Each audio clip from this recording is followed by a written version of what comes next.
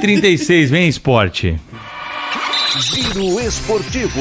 Oferecimento Braspress, a sua transportadora de encomendas em todo o Brasil. Em São Paulo, ligue 2188-9000. Nakata, com amortecedor HG Nakata, você chega mais longe. Baltec Antigoteira na sua laje, telhado ou parede. Baltec, impermeabilizando e colorindo o Brasil.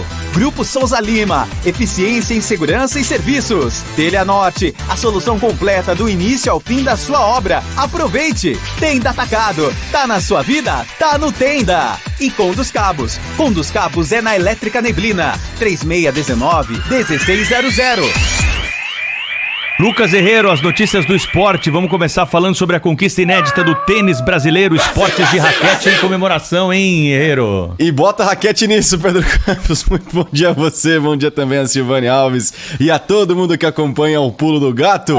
No tênis oficial, né, o tênis de quadra, Pedrão, o Brasil foi campeão no Australian Open pela primeira vez na história com uma dupla 100% brasileira. A Luísa Stefani e o Rafael Matos bateram na final das duplas mistas os indianos experientes, viu? Sania Mirza e Bopana por 2-0. Então é o Brasil no lugar mais alto do pódio do primeiro Grand Slam do ano, o primeiro torneio mais importante de 2023 na Austrália. São os esportes em raquete estando em festa, né? Porque assim, a gente tem o tênis de quadra, o tênis de mesa, o beach tênis, né? Então, todo mundo feliz com essa conquista brasileira.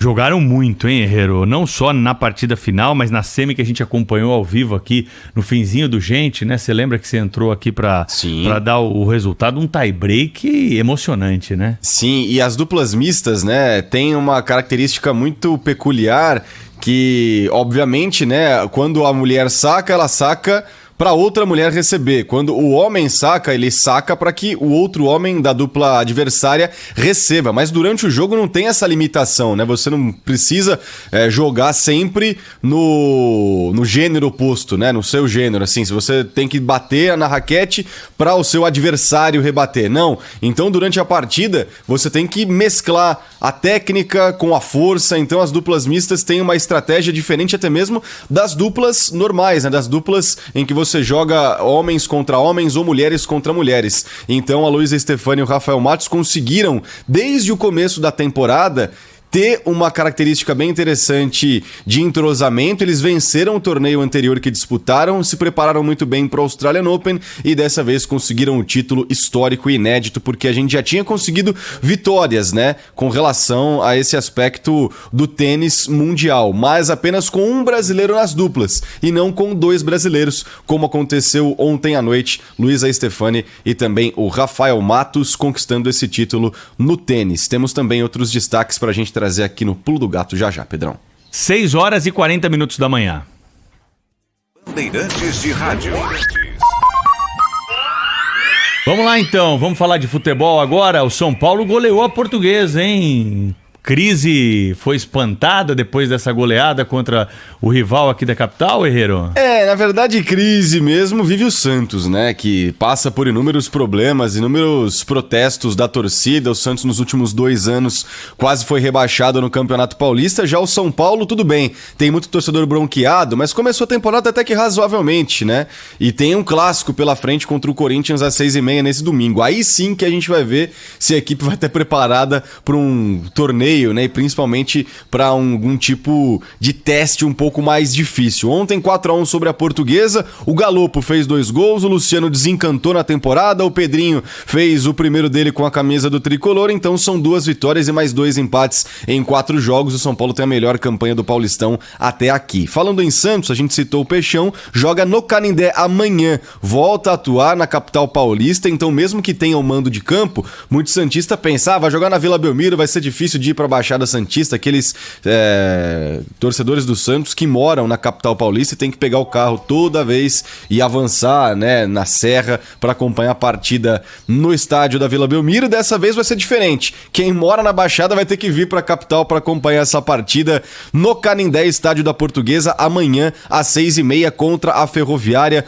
no estádio da Lusa. Temos também outros destaques relacionados, por exemplo, à Supercopa do Brasil. Amanhã em Brasília, mais de 60 60 mil pessoas no Mané Garrincha para acompanhar a reedição da Supercopa do Brasil de 2021, que deu Flamengo, né, naquele jogo nos pênaltis, depois do empate por 2-2 no tempo normal. Então Palmeiras e Flamengo com transmissão da Bandeirantes. Amanhã teremos esse jogo às 6h30 da tarde. Campeonato Carioca, Fluminense empatou com Boa Vista por 1-1, o Botafogo venceu Madureira por 2-0. Teremos transmissão na tela da Band para todo o Brasil no domingo, em clássico, Fluminense e Botafogo às 6 horas da tarde no Maracanã. E pra gente fechar no futebol internacional, o Real Madrid venceu o Atlético de Madrid por 3-1 com o show dos brasileiros depois de mais um caso lamentável de racismo e xenofobia com o Vinícius Júnior. A gente lembra, né, que um boneco foi pendurado e enforcado numa ponte por extremistas do Atlético de Madrid e os brasileiros responderam em campo e foi uma belíssima de uma resposta. O Rodrigo fez um golaço, depois o Vinícius Júnior fez o terceiro para calar a boca dos racistas. E se eles estão tristes, nós estamos felizes, né? O Real Madrid venceu por 3-1 e segue vivo na Copa do Rei para a semifinal. Com isso, o Real Madrid dá uma apagada na crise, dá uma diminuída na crise e vai para frente com o Mundial de Clubes, né? Podemos ter um Flamengo e Real Madrid na final do Mundial já nesse mês de fevereiro.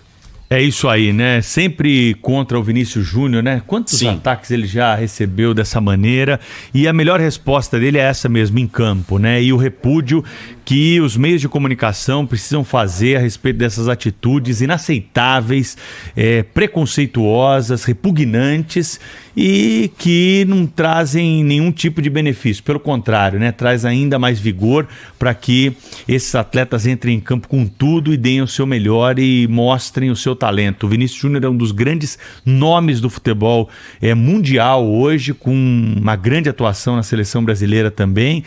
E fez muito bem ele dar uma banana para esse tipo de protesto e fazer em campo o que ele faz de melhor, seguindo o seu trabalho e acabando, né, com esse tipo de preconceito idiota que ainda persiste em alguns centros de futebol europeu. E aquela coisa, né? Tem que existir a responsabilização. Até por isso vai ter uma reunião extraordinária na La Liga, que é a Federação Espanhola de Futebol, né? A empresa que cuida do futebol na Espanha. Eles vão ter uma reunião hoje para conseguir punir quem fez isso, não só dessa vez, mas com outros casos de racismo envolvendo o Vinícius Júnior e a torcida do Atlético de Madrid na partida anterior que aconteceu no estádio do Atlético de Madrid ainda em 2022, e os torcedores não são punidos, não são responsabilizados. Dessa vez a gente espera algo diferente, e não só notinha de repúdio, tanto do Real quanto do Atlético. Esses caras que fazem isso têm que ser punidos porque não são torcedores, né? São extremistas, racistas, xenófobos e que precisam ser punidos.